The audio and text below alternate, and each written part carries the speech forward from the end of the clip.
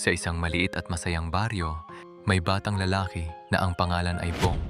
Mabait si Bong at masipag maglaro, pero may isang bagay siyang ayaw na ayaw gawin, ang maligo. Ayaw ko, mamaya na. Lagi niyang sagot sa kanyang nanay tuwing umaga. Araw-araw, pawis na pawis si Bong kakalaro sa labas. Tumatakbo siya sa bukid, naglalaro sa putikan at nakikipaghabulan sa mga kaibigan. Pero pagdating ng uwian at oras na ng paliligo, nagtatago siya. Isang araw, napansin ng kanyang mga kaklase na may kakaibang amoy. Parang may mabahong medyas, pulong ng isa. Unti-unting lumayo ang mga kaibigan ni Bong. Ayaw na nila siyang katabi sa upuan. Sa paglalaro, hindi na siya isinasama. Nalungkot si Bong. Pag-uwi niya, tahimik siya at hindi kumain ng marami. Nilapitan siya ng kanyang nanay. Anak, ang paliligo ay hindi lang para maging mabango.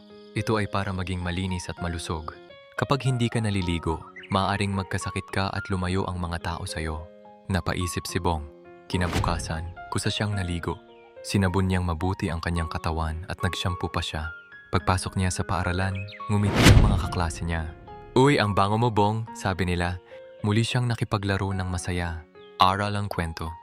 Ang kalinisan ay mahalaga sa ating kalusugan at pakikisalamuha sa kapwa. Ang batang malinis ay mas masaya at mas maraming kaibigan.